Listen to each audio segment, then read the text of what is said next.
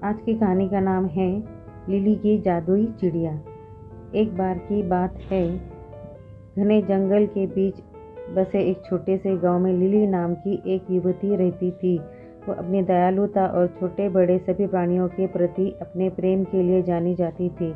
उसने अपना अधिकांश समय जंगल में भटकने, उसके रहस्यों को जानने और प्रकृति की सुंदरता को निहारने में बिताया। एक दिन जंगल में भटकते हुए लिली को एक घायल पक्षी जमीन पर पड़ा मिला।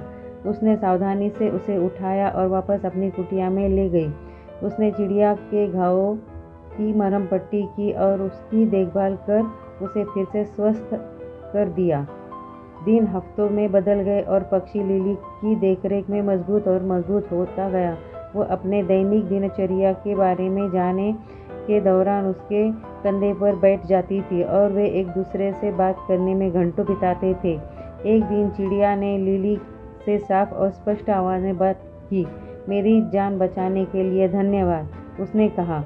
मैं सिर्फ कोई पक्षी नहीं हूँ, मैं एक जादुई पक्षी हूँ। मेरे पास आपको 3 इच्छाएं देने की शक्ति है। उनका बुद्धिमानी से उपयोग करें, क्योंकि एक बार उनका उपयोग किया जाता है तो उन्हें वापस नहीं लाया जा सकता। लिली चकित और प्रसन्न थी। उसने लंबे समय तक और कठिन सोचा कि उसे क्या चाहिए। अंत में उसने अपनी पहली इच्छा की। मैं अपने गांव के लिए भरपूर फसल की कामना करती हूँ, ताकि कोई भी भूखा न रहे। अगले दिन गांव के चारों ओर के खेत भरपूर फसल से लहला उठे। लिली की दयालुता के लिए ग्रामीण चकित और आभारी थे। अपनी दूसरी इच्छा के लिए लिली ने सभी प्राणियों की भाषा को समझने की क्षमता की कामना की, और ठीक उसी तरह वो पक्षियों की चहचहाट, मधुमक्खियों की भनभनाहट और पत्तों की सरसराहट को समझ सकती थी।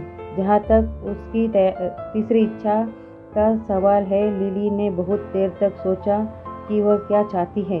अंत में उसने अपनी इच्छा व्यक्त की।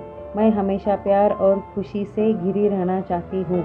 और ऐसा ही था। लिली ने अपना शेष जीवन प्रेम और प्रसन्नता से घिरा हुआ बिताया। उसने जंगल का पता लगाना और ज़रूरतमंद लोगों की मदद करना जारी रखा।